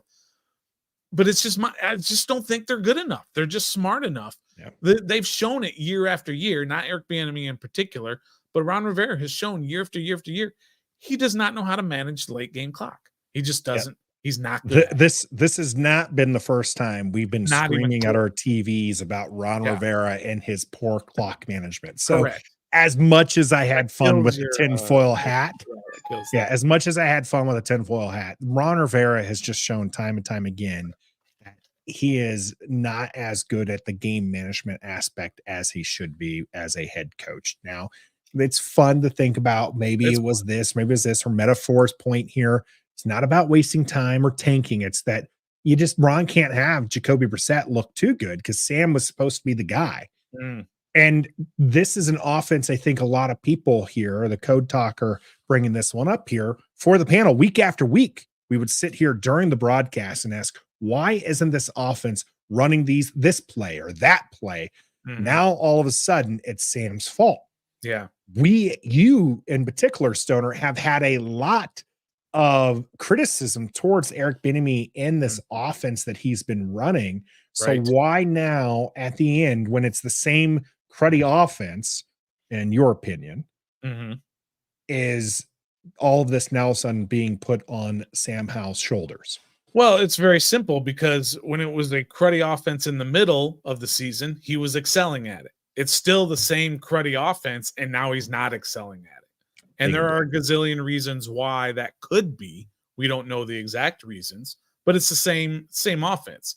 He didn't get a new offense, and so now it's Sam's fault with no, it's the same thing. So it's better defenses. Teams have tape on him now. Teams are not blitzing as much, and they're playing more zone on him, and he's struggling with that. Or the receivers not getting separation. Is it the offensive line is still not good enough, and he's a little bit shell-shocked? There's a whole bunch of different possibilities, but it was the same offense at the beginning of the year that it is now, and now he's stinking at it. So you have to put that mostly on Sam. Yeah. But I'm not saying that. It could be, but I just don't know. There's just too many factors. A lot of variables. Lot of variables. Billy saying Ron, sorry, that's not the one. Billy saying here, Ron should be trying to win. He's auditioning. Ron's done, Billy. I think he's done for good. With his health and everything else, I think that, if you look at the entirety of his career, he's had 3 winning seasons. But we're not just talking Washington. We're talking Carolina. Okay. Everyone remembers 15-1, and you're thinking, okay, he's a pretty good coach. He's had 3 winning seasons and nearly 2 decades of being a head coach. He's going to retire. And I don't know if he'll take a front office job because Ron Rivera, the GM, might actually be worse than Ron Rivera. But like a Jason Wright type position with another team or with Washington, a president of something or whatever, to where he just kind of. He is still very well respected and deservingly so. Is Ron Rivera the mentor? Ron Rivera, the person, is good stuff. Yep, okay. We're not going to hear me say anything bad about that. This comment from Billy was Cousins kneeling instead of spiking it. Another example. Mike earlier said Washington's been bad at clock management for a decade, and most teams actually are. Most teams are actually bad at clock management because in that heat of the moment, they're just not. They can't figure it out and they can't think straight. Which is why I've always wanted, Washington does have that right now. I like the CEO type coach. I like the coach who has an offensive coordinator calling the offense, a defensive coordinator calling the defense. Now, Washington's had that for 4 years and has not been successful. But I like the coach who just makes decisions about clock and gets, dealing with the referees and all that, because I see some of these offensive coaches or defensive coaches who, when something is important in the game and they're on their headset, they're calling play or whatever. And I'm thinking, you should be dealing with this clock, or you should be dealing with this referee, or you should be dealing with throwing the challenge flag. That's maybe an argument for another day. But yeah, Ron has not been good at that, and most teams actually aren't that great at it. Yeah, not that fair. Uptown Dre managing a clock. That Joker can't manage his dang nabbit team. Adios, amigos there. Ron Rivera is expected to be gone. Rockman reminding us that it's not all on Sam Howell. There's been plenty. Sam Howell's been let down by his wide receivers this year. Sam Howell's been let down by his offensive line. He's been let down by, a lot of things. We get it. And I'm not going to make a lot of excuses for Sam Howell, because I got tired of people making excuses for Sam Howell, because Sam Howell himself has come out and said, I got to play better. And he does, because he's been playing pretty dang on poopy. And that's something that he's got to change. And now his offensive line is being from Bod here, mentioning that his senior year, he was garbage. And now he has a garbage line. And we also call a lot of pass plays, which is why his sack numbers are up. That's why you got to look at things like sack percentage, because his sack percentage has dropped significantly, especially over the last few games. But I mean, he has, we'll say I think he has more than 500 attempts right now. He does, because he's at like a 10% sack rate. He's no longer on pace to beat the sack record, which is impressive, because he was at a rate of 100 plus, records at 72. He was going to smash it. And now he's not even close to beating it.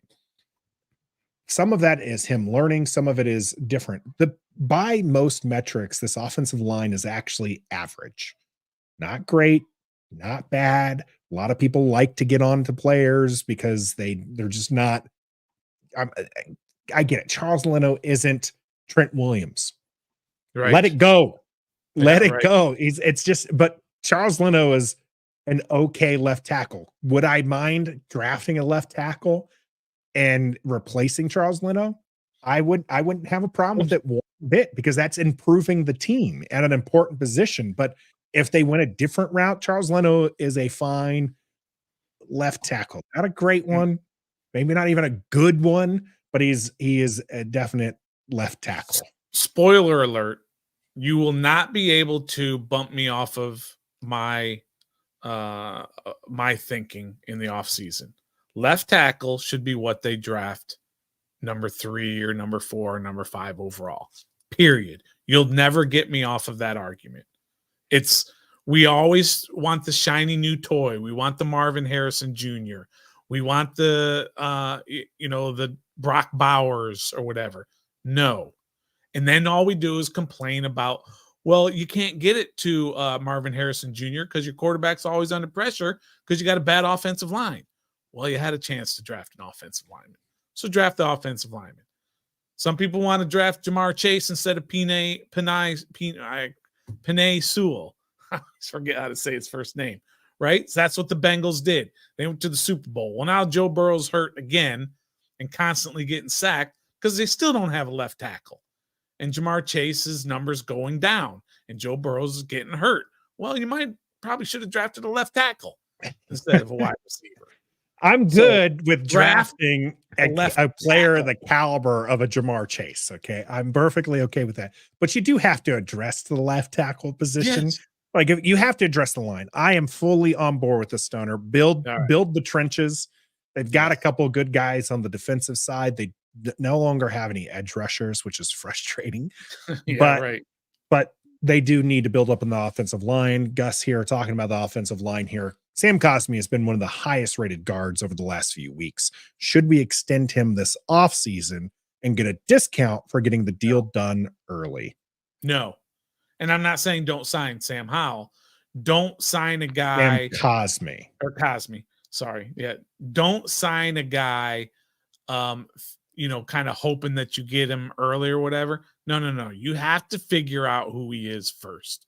And if that means you're going to have to pay a little bit extra because you waited a year, well, then that's what you're going to have to do, i.e. Daron Payne. Daron Payne is the perfect example of how you should handle a guy. You're not quite sure if he's the guy, and then when you're sure, you're just going to have to pay the going rate. That's what they did with Deron Payne. And that's kind of what you're going to have to do with Sam Cosmi. You don't know for sure, again, if Sam Cosmi is going to be that guy that you want to sign to a 5-year contract. This is the first year he's finally been healthy, right? He was injured his first 2 years. Sure. So just wait and see if he can do it again the next year. And if he costs you $22 million a year, then that's what it's going to cost you. Don't worry about discounts, because you could sign him to a discount and then he plays 5 or 6 games a year. Don't play that game. Gus, there's a little bit of revisionist history because we weren't really on board with the extension to Deron Payne. We definitely, throughout the season, it was exciting and we created the graphic to pay that man. But when it came down to building a team, you just couldn't invest in your defensive tackle because you already invested in Jonathan Allen. So we weren't exactly thinking it was a great move. What he's saying, though, is personnel-wise, it's smarter to wait if you have questions about a guy to make sure that they're that guy. Sam Cosmi has questions. He played at right tackle, did fairly well his rookie season, getting a little bit injured. Last year, they had him kind of in and out at right tackle. This year, they're trying him out at guard. I think he's looked fantastic, but I would like to see more from him as far as what's doing that. Defend myself on the Deron Payne thing. I was all about signing Deron Payne until they drafted Mathis. And then I said, if you're drafting Mathis, then you don't need Payne anymore, because you don't need, again, we've talked about it ad nauseum, but you don't need a second rounder as a rotational who plays 20% of the game. So once they drafted him, then I was like, well, then don't sign him. But I was all about signing him beforehand. But Tommy asking, why did they get rid of Sweat? Montez Sweat was somebody who I've been saying that's the one you want to sign. If they had equal, Chase and him had equal seasons, you sign Sweat because he's shown the consistency. But if Chase Young blows Sweat out of the water, you sign Chase Young because he is that guy who you drafted, who you thought was going to be this monster. Of course, Montez Sweat now leads both the Washington Commanders and the Chicago Bears in sacks right now. Pretty crazy. Montez Sweat doing well. The reason why they got rid of Montez Sweat was because the analytics said so. They weren't really shopping him, but when they were offered a second from the Bears, which looks like it's going to be one of the first 5 picks or so in the second round, they said, you got to do it.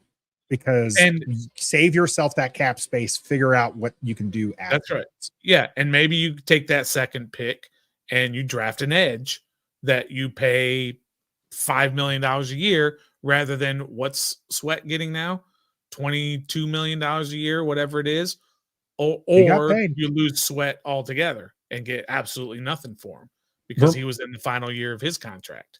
That was quite the roller coaster, wasn't it? Because it was Montez Sweat was traded, and then there was this question of whether or not he was actually going to stay there. He was kind of coy about it in his presser, and it was like, okay, so is this a 1-year rental for a second year when you're in a losing season? It was like, oh my goodness. And all of a sudden he signs this massive contract. Yeah. And most people, pundits and fans were like, you overpaid for an average guy. And he gets 6 sacks since being traded. And now people are coming around to Montez Sweat being a quality edge rusher, which I think he always was. Billy, by the way, is a Cincinnati fan. And he says, I would take Chase over again every single time. And good luck with Jake Browning. I am just going to, again, reiterate, if you have that level of talent, I'm not complaining. You have to do something to fix the rest of the team, but you get the guy who has that kind of playmaking ability. There was a guy maybe here who, was saying you got to take Kyle Hamilton, and nobody wanted to take Kyle Hamilton. And now look, Kyle Hamilton's one of the best safeties in the league, and we have serious question marks at safety for ourselves. But you took Jahan. Now we Kyle traded Hamilton back before. Well, we traded back. We did trade back, and then Kyle Hamilton was taken before we took Jahan Dotson at 16. Right. True. Jahan Dotson is Kyle Hamilton. Dotson's still on the team, Jahan. Okay, I just haven't seen it. Hey, we haven't seen much of it. Yeah, And getting us back to the game action as we're supposed to be talking about beating the Jets. Oh yeah, Allison getting us back on track here. Should Sam Howell play to win this game against the Jets, or I almost put you in timeout? Go ahead. me? Sorry. No, Allison. Allison. Question. But this is a question a lot of people, again, the Jets are guaranteed to ruin a Commanders fans Christmas weekend by either beating the Commanders and making people who want to win upset, or by being an awful team and losing to the Commanders and upsetting the tank crowd, which is where Allison's question's coming from. Should Sam Howell play to win this game against the Jets? I mean, if that's this just straight up question, should Sam Howell to play to win? I mean, that, like I said, that question will get you put in timeout, because of course Sam Howell is going to play to win. Should the Commanders front office do some things so that they don't win? And that's another argument.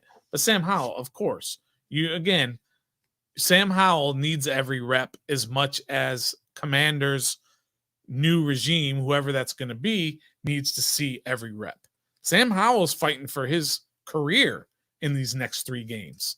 He can't go out there and not try to win and think he's going to all of a sudden, get another starting job with another team next year. Of course not.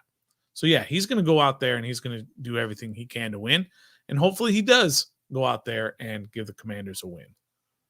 Absolutely. Exactly. I mean, why wouldn't you? Every single one of those players on both sides of the ball, they don't care where the team is picking. They care about winning football. We care about winning football. There's a lot at stake here with the draft position, but Grimjaw here asking, what would a win do for you? Please explain, what would 5 wins do for you? This gets me riled up, Nathan. I know it does. That's why I had to ask it. Once Grim put it in there, I was like, oh, well, that's got to be asked. Jason Kelce very famously said back in 2020, when the Eagles were talking about tanking that last game against the Redskins at the time, or maybe they were the football team, whatever. And he went on this whole thing about you build a culture within an organization by winning. You don't do anything to try and lose a game, because that will instill a losing culture within an organization. And if he hears of anybody anywhere around him that's going to do that, he wants no part of that organization and he wants out immediately. You just don't do that in competition, in a sport, in a $1 billion organization. You just don't do that where you just try to lose. That's really the way I look at it and try to explain it. But the opposite should be asked. What does a loss do for you? What does a loss that could possibly move you, let's just say from where they're at now, which is what, 4? They're at the number 4 spot. Yep. And so win maybe drops them to 5, maybe 6, I don't know. But a loss maybe moves you to 3. I don't have the Tankathon website in front of me. But what does that do to help your organization? A couple of picks. Does it give you a little bit more leverage to possibly move back? Sure, it might do something like that. But that's not what winning organizations do. You instill winning attitude all the way around, and you try to win games, because losing doesn't help anybody. There's nobody that you can't get at number 6, for example, that you can get at 3. Maybe there's a particular player, but as I will always say, no matter where Washington picks, let's just say they pick at 6, Nathan. Mm-hmm. I promise you this, a Hall of Fame player will be picked after number 6 in this draft. It happens every draft. Mm-hmm. A Hall of Famer is drafted after pretty much every team drafts. You just got to find the guy. Draft position means nothing. Drafting the right guy means everything. making those right decisions. And so whoever the new GM is can pick a Hall of Fame player at number 3, at number 6, at number 10, at number 19, whatever it is, they can do it if they know what they're doing. It doesn't matter. You can have the 2 pick and you can draft Chase Young. And you can have the 2 pick and you can draft RG3 and have one good year out of it. You can have the 2 and 3 pick and draft Chris Samuels and LeVar Arrington. Or you can have the 199th pick and draft Tom Brady. Or the 200 and something, whatever Brock Purdy was last year or the year before, and draft him. 255. That's what you need to do. It doesn't matter where you pick. It's who you pick. You can use your position and move up if there's a particular guy you have to have, or you can use your position and move back. But it's no guarantee that even if you pick at 3, for example, if you lose all your games and you're 3rd and you have leverage to move back and get extra picks, there's no guarantee that somebody's going to move up with you. And you get to move back and get more picks. There's no guarantee of that. You can't take those chances of instilling losing all around you. They'll lose if they're bad enough. They'll lose on their own. Don't try and do it. Yeah. Washington, a bad team. Excellent, Stoner. By the way, fully stamp of approval and agreement there. Lots of people in with that as well. Some people still going with the loss is better in the long term. It was interesting with the when you're talking about you can find a Hall of Famer later after that draft pick. And I am looking at like the 90s and on. I mean, every year does have some, but when you're talking about, let's say 1991, Brett Favre drafted in the 2nd round, Hall of Famer. Neas Williams drafted in the 3rd round. Mm-hmm. And so I'm looking at this and you can find Hall of Fame talent up and down the board. You don't necessarily have to have a top 5 pick to make an impact on the team. There are millions of ways to build a team. And we're going to be talking about that during the off season. We've kind of gotten away from the New York Jets here. And so let's bring it back with our game predictions coming up here in the cool down. Stick around and go ahead and put in your score predictions there. And maybe we'll talk about a nice list here because it is the Christmas season.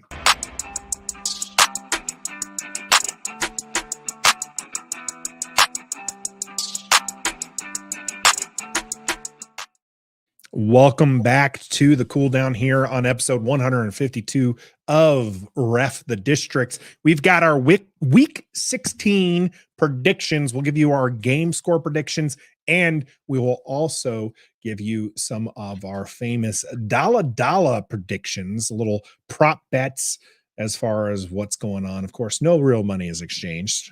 And this is all in fun. So we want some of those bold predictions when it comes to that. And let's get going. I pulled up the wrong page. So now I got to go back and pull up another page because I wanted to bring up our poll that we have going on here in our community page, because as the season's gone on, we've seen less and less optimism, Stoner, when it comes to this team. We had people thinking we were going to beat the Philadelphia Eagles both times by a clear margin. More than 60% of the people came in and said, wow, we're going to beat Philadelphia. We are currently at a 39% vote for the Washington Commanders, 1,200 votes coming in on this one, 61% going to the Jets in this one. A lot of that does come from people thinking that Washington should lose to get a better draft position. But what do you think is going to happen in this game? Yeah, I'll keep it pretty simple here with, again, both of these offenses are not very good. Washington has been bad the last few weeks, but the Jets' defense is very good. Washington's defense is not very good. That's what I think it's going to come down to. The quarterback play is Sam Howell has struggled the last few weeks, but he has shown throughout the course of this season that he can put up some pretty good numbers. Whereas we don't know who their quarterback is going to be, but if it's Trevor Siemian, I like Washington's chances against Trevor Siemian. I think this is a game where it's going to be low scoring. There's going to be turnovers on both sides. And I believe that in the end, Washington is going to eke out a 17-13 win. Wow. Picking Washington in a close one there. I'm sure the tankers will hate you. TJ, though, not going to hate you. He's picking Washington to win 17-13 Nice. as well. Same. Metaphor going with the Commanders, 29-17, one PAT made, one missed, new long snapper, then 2-point conversions because that's just what we do. Locked on Law, defensive game here, 3-2 to the Jets. I like it. Now, is that safety Locked on Law? Is that kind of that final play of the game where the QB just runs all the way back just to waste the time? Or is that safety a legit safety? Because I could live with a legit safety. I would like to see that one. I'm going to put that in the dollar. Allison, Jets 19-3, no faith in the Commanders despite them playing her Philadelphia Eagles fairly strong. Jasmine, Commanders will win with a touchdown, by a touchdown, 27-20. Doug, 20-17 Commanders, despite the fact that our community poll showed that most people think that the Jets are going to win. Here in the live chat, which we're live every Wednesday, lots of optimism there, including you, Stoner. Yeah. And including me. Oh, I'm going to pick the Commanders to win this game as well. I'm not going to do a rope-a-dope. I'm not going to do what I normally do and talk about all the reasons why they shouldn't win and blah, blah, blah, and then pick a win, or talk about all the reasons why they should win and then say, no, they're going to lose. I'm just going to tell you straight up, Washington's going to win this game. It's not because the Jets are a bad team, because Washington's a bad team. Okay. Sure. They're both bad teams. Jets defense is pretty dang on good. Tops in the league. Okay. Yep. And that's not a mirage. Washington's defense last season was tops in the league, but that was proven this year to be a mirage. Washington's defense against the Rams was legit. Now, the Rams have struggled a little bit, but one of the Rams' strengths was that big play ability, which has been Washington's Achilles heel. Washington limited it to just the one big play against the Rams, and the Jets do not offer anything on the offensive side of the ball that should scare this Washington defense that is finally coming into form and has, in years past, feasted on bad quarterback play. Wilson is absolutely a stud wide receiver, and we should be concerned about him. And it'll be interesting to see who Washington lines up against him. I personally would put Kendall Fuller, but you might see Benjamin St-Juste, maybe Emmanuel Forbes gets his shot there as well. Outside of that, this offense is not very good from the Jets. The defense has been much maligned for Washington, but I think they're improving in week after week without Jack Del Rio at the helm as they simplify things, try to play a little less man. There's still some communication issues. I get that, but this Jets offense is not one to beat Washington. Washington, though, on offense does have an uphill battle against the Jets. Stoner, you were telling me that they've got to run the ball because the Jets, while good against the pass, not good against running the ball. It's not going to happen. It's not going to happen. Sam Howell's going to be out there. I'm going to dollar him for 2 interceptions on this, but I do have him picking up a touchdown both in the air and on the ground. Washington will win this one 14-6. Wow. I mean, the Jets offense isn't any good, but you got Washington's defense holding them to 6 points. Is that 2 field goals, or is that 3 safeties, or is that a touchdown to where they missed the 2-point conversion? We'll go with 2 field goals here. Okay. So let me tell you how bad. Let me see if I can pick up their average points per game just to break it down as easy. 14. Okay. Yep. And so I mentioned they had this big breakout game against Houston. They had 30 points where they scored there. In the last 5 games that they've played, they have scored 6 points, 13 points, 8 points, and 30 point, and then 0 points. Yeah. So if you were to take out that Texan game, and you can go back even a little bit further where they had 6, 12, 6, 13, 8, 30, and then 0. Yeah. which would give them a 15 on average there for those last 2 games.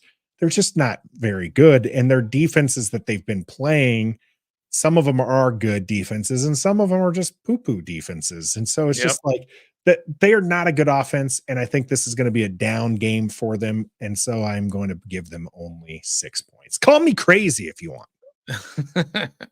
All right. So they've scored a grand total of 186 points on the year, which is the lowest in the league. So if you took away that 30-point game and the 156 points total in 12 games, that's 13 points a game. So this, you're right. This is not a good offense. But no. I mean, we've seen not good offenses just punish. Danny DeVito's grandson threw 3 touchdowns against Washington. So I shouldn't have this much love for this god-awful defense that we have. But I think they put it together.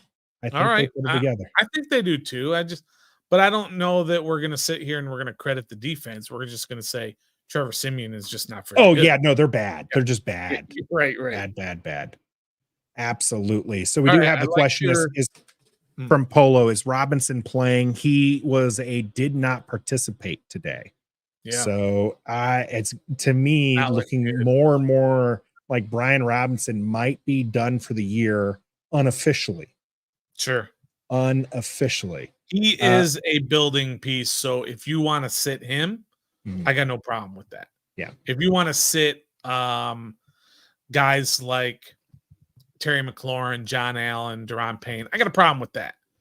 But if you got a guy who's not under contract, it doesn't have his big contract, and you want to sit him and kind of hold him a young guy, I'm okay with Brian Robinson kind of being held out as a precautionary measure the rest of the year. It is. We're at the point of the season where if you've got an injury that you might, it's one of those situations where it's like, well, we would play him if we were playing tomorrow type situation, but we're not. So we're like, just kind of wait a little extra, and it's that kind of part of the season. Or if you're in a battle for a playoff position, then you're playing. He's playing most likely. Absolutely. We've got some more score predictions I'll pull up before we get to our dollar there. Gregory 19-17 Jets. Offensive explosion by both teams in that regard. Chris Ronan with 17-6 the Jets. Nice. Nelman from Facebook, thank you for joining us. 17-14 W. Washington getting that burgundy and gold W there. Grim going with 20-12 Jets. Sly misses at least 1 point after attempt. Who knows? New long snapper could be better for the team. Off to another world, 31-10. And when you don't list a team, I will automatically assume it's Washington. I would love nothing more. I have Cowboy fans coming over. I got some Cowboys family, and I would be doing a little jig all night long. You wouldn't even have to liquor me up. I'd be so happy as far as that's going to go. And then Jasmine Commanders +3 with a low scoring game, 17-13 game. All right, let's move on to some of these dollars. I mentioned Sam Howell. Yep. 2 interceptions. I'm going to amend. You got it? Okay, then I won't amend it. I was going to say 2 turnovers. Oh. No, you can't. Okay, I figured you weren't going to allow it. I didn't expect you to, but I will go ahead and throw a dollar down there. 2 interceptions by Sam Howell against this Jets passing defense. To answer your question, Tommy T, no, I'm not past that yet. He's still a Jag, but you need Jags. So he's not somebody who needs to be replaced, is what Stoner is trying to say. You don't have to go out and replace Brian Robinson right away. Please don't. But is he Christian McCaffrey? No, he's definitely not that guy. All right. There is no one who has run CMC. Okay. Yeah, I kind of the fact that he is not higher on the MVP talk is baffling. Yeah, right. And I get a lot of people are fascinated with Brock Purdy, and I get that MVP is a quarterback award, but let's face it, San Francisco is better with Christian McCaffrey. Now I understand last year they petered down the stretch because Brock Purdy got injured, and we have this whole third QB rule now because of both Miami and San Francisco kind of having to get down to that point where they're playing wide receivers who are going out there, their throw passes. So I get, there's an aspect to Brock Purdy being important to the team, but let's face it, that offense runs through CMC. Yeah, 100%. Washington will have a safety. They will force a safety. That's a dollar for me. I will go against you, Stoner. Yeah. I will go against Why you. not, right? It looks like Allison is with me on the multiple interception game. We did have a excellent stat there coming from who put it. I just had it up too. My goodness.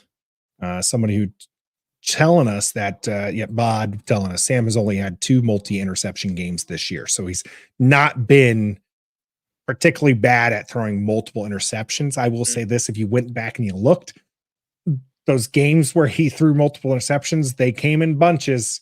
It wasn't just 2. It was multiple, 4 against the Bills, 4. namely. Very he bad. He should have had 2 last week. He should have had that interception on that throw down the sideline to Terry.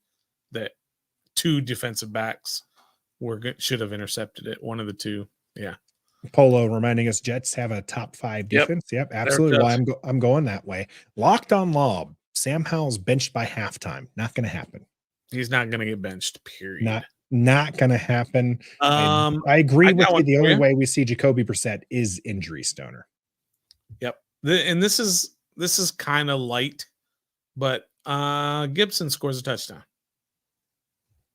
I like that.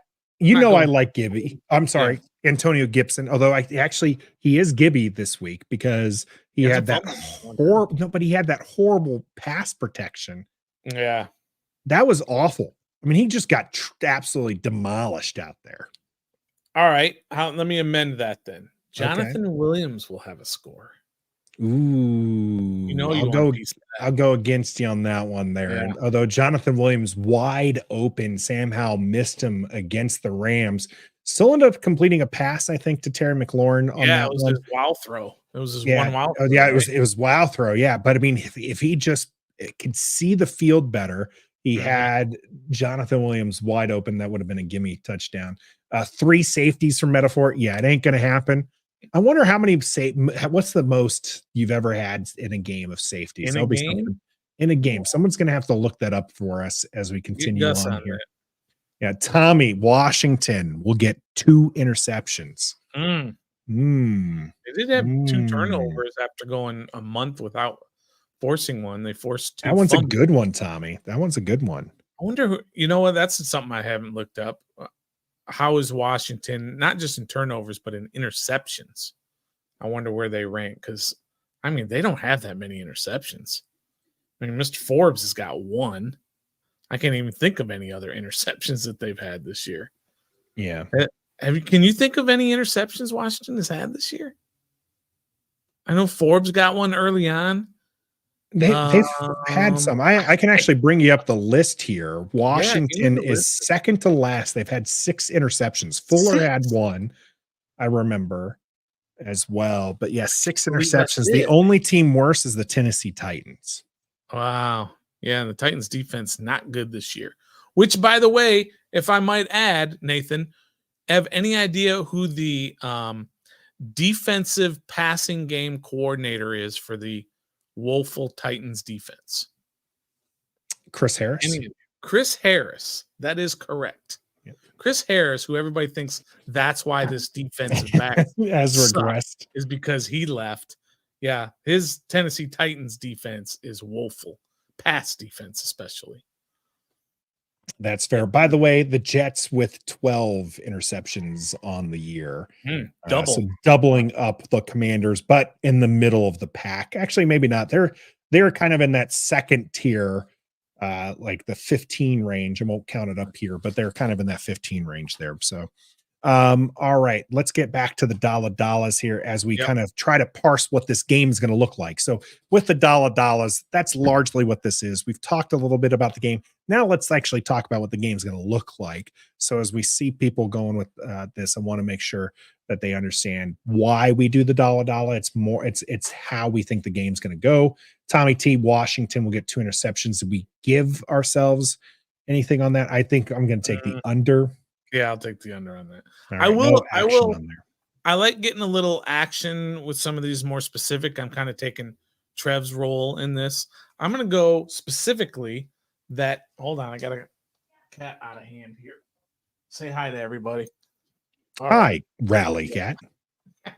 I'm going to have St. Juiced specifically will have an interception. No. You like it? No. All right. Stoner. Saint. He will have opportunities, as we've seen time and time again. He is the defensive back that teams like to target. They like to pick on him. All right, you got any? St. Juice did get his first pick this year. Yeah, that's right. I remember that was Jamin Davis has a pick. It was against the really bad quarterback. That was his first pick too. Do you remember? I think it was against Atlanta, wasn't it? Oh yeah. Desmond Ritter. Exactly right. Against, I think Ritter. Yeah. Yep. That's what it is. So yeah. All right. You got locked on lock 2 pick sixes. It's not going to happen. Locked, not a big Sam Howell guy. So I imagine this was in regards to Sam Howell, who leads the league in pick sixes. But I don't think it's going to happen. I do think he's going to throw 2 though. Rockman Fuller will have an interception. I got to go against it. When you get specific, it gets a little bit dicier. How about this? Big return for Washington, punt return or kick return goes 40 or more yards. Yeah, I'll definitely take that. All right, I'll write that down. Nathan, punt or kick return 40 plus yards. All right, definitely not.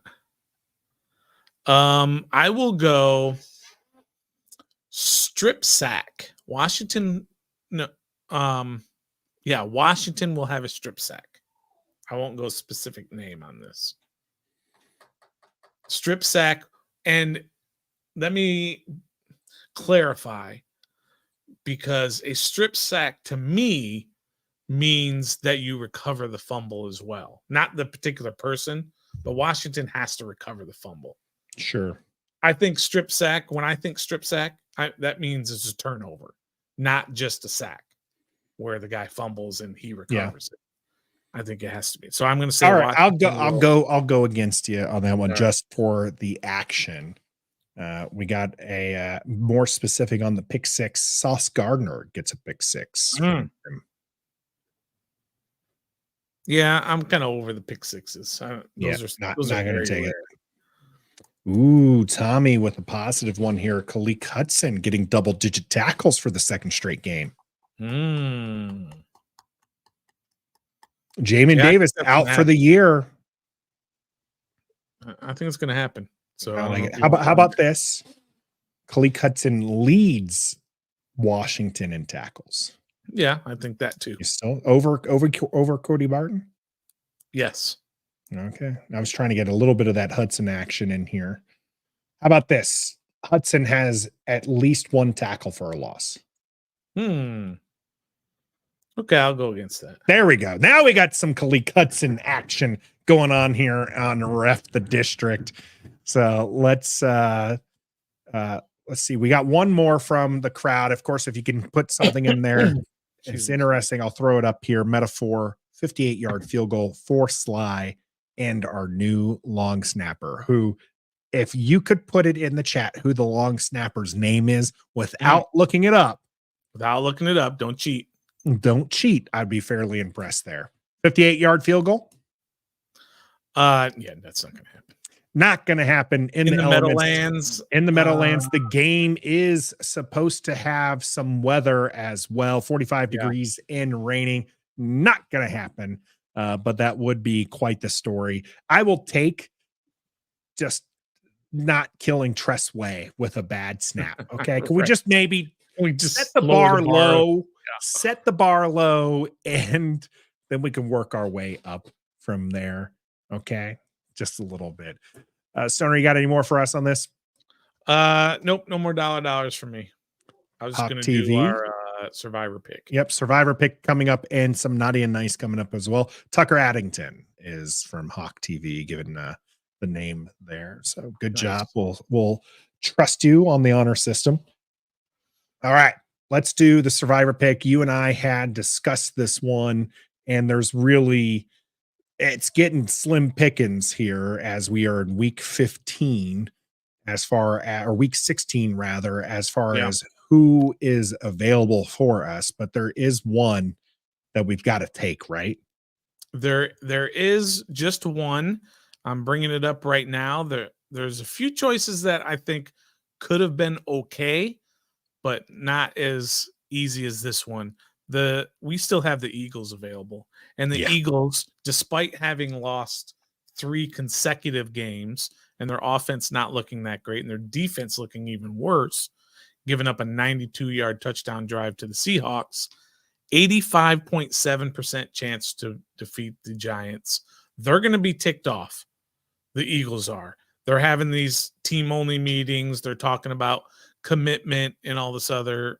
They're going to be out there. They're going to be ready to play this Sunday against the Giants. I think it's an easy pick. There are 5 people left, Nathan. I'm picking the Eagles right now.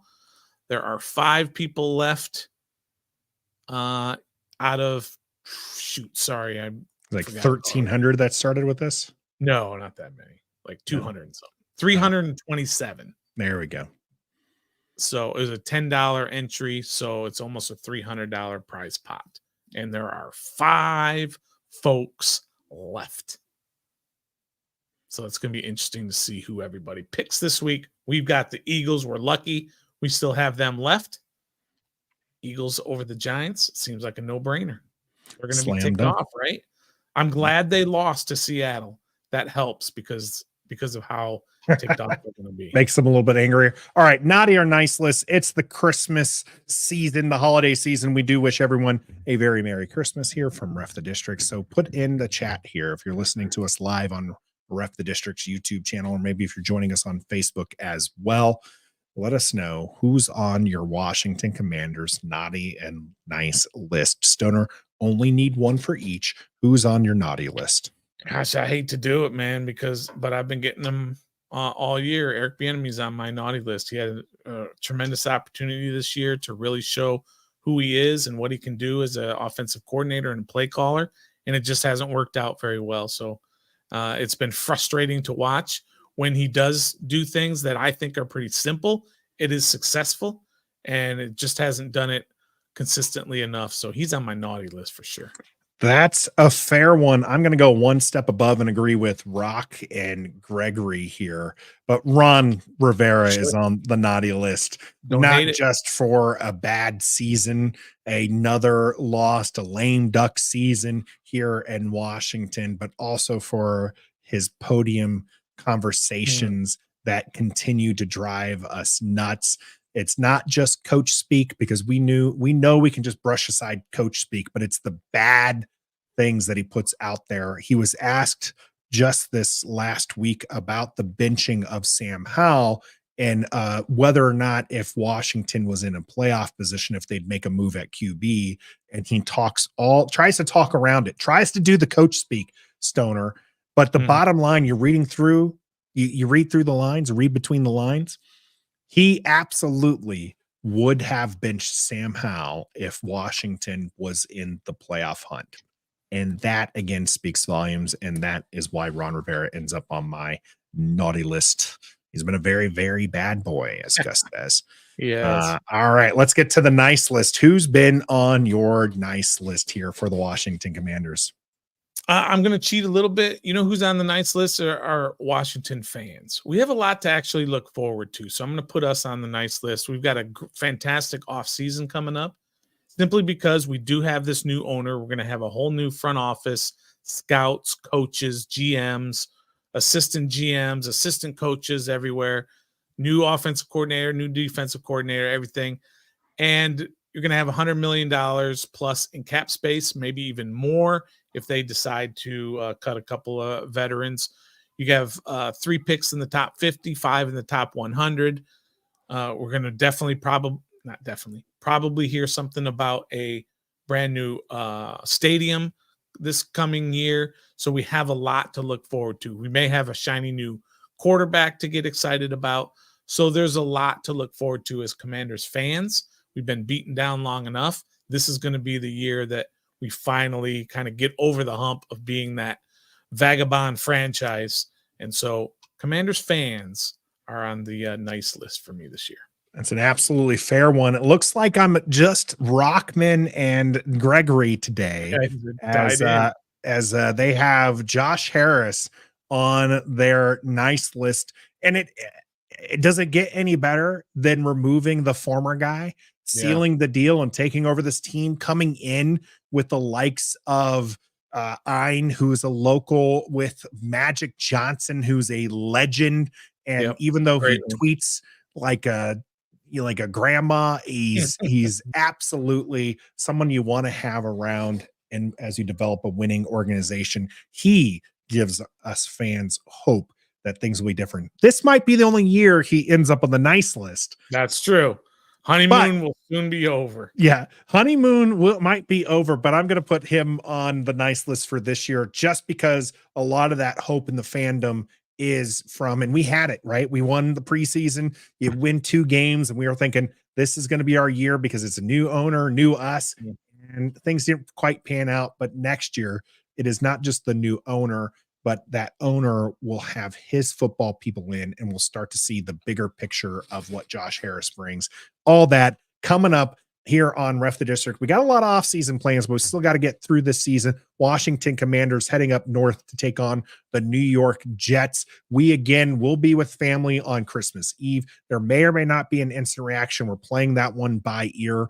It will see how the game pans out. There will be no day after reckoning on Christmas. We'll be back Tuesday, the 26th for that. So make sure you tune into that, but you don't have to wait that long for Ref the District content, because we'll be back tomorrow with a daily Commanders update, back on Friday with a daily Commanders update, and your game preview from the Jets side of things will be on Saturday afternoon. So you're going to want to make sure you tune into that one, because that's really interesting, as we picked the Commanders to win. We've talked how bad the Jets can be. Let's see what they have to say about Washington and how they feel about their chances against our Washington Commanders. Again, a very Merry Christmas here from Ref the District, as this is our final live before the Christmas season.